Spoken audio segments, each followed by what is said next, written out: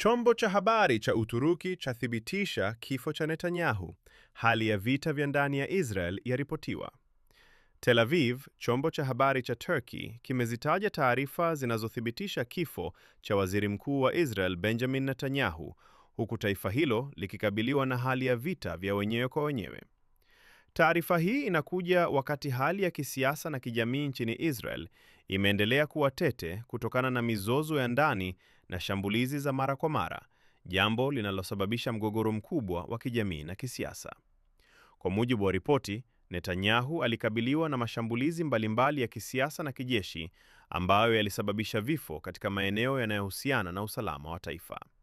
Hali ya sasa ya vita vya wenyewe kwa wenyewe nchini Israel inahusiana na migawanyo ya kisiasa, tofauti za kidini na mzozo unaoendelea na makundi yanayopingana, jambo ambalo limeongeza mashinikizo kwa viongozi wa serikali na wananchi kwa ujumla. Vyanzo vya habari vya Uturuki vinasema kuwa taarifa hizi zinatokana na uchunguzi wa haraka unaoendelea, huku wakazi wa miji mikubwa ya Israel wakiripoti mashambulizi ya silaha na ghasia katika maeneo yao. Miji kama Tel Aviv, Jerusalem na maeneo ya kusini mwa taifa hilo yametajwa kuwa ni sehemu za hatari kubwa kutokana na migogoro ya ndani. Aidha, taarifa za haraka kutoka kwa mashirika ya ulinzi na wahudumu wa dharura zinaonyesha kuwa kuongezeka kwa vurugu na mashambulizi kunaleta changamoto kubwa katika usalama wa raia na hofu ya kuenea kwa ghasia zaidi.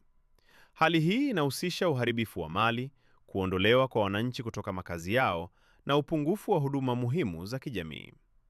Wachambuzi wa masuala ya kimataifa wanasema kuwa kifo cha Netanyahu kinasababisha mgogoro wa kisiasa ndani ya Israel, huku pia likiongeza hofu ya kuenea kwa ghasia katika eneo zima la Mashariki ya Kati. Jumuiya ya kimataifa inafuatilia kwa makini maendeleo haya, huku viongozi wa dunia wakiita upatanisho na kutokomeza vurugu ili kuzuia mlipuko mkubwa zaidi. Hali ya sasa nchini Israel inabaki tete, huku maafisa wa usalama wakijitahidi kudhibiti migogoro ya ndani na kuhakikisha raia wanapata ulinzi.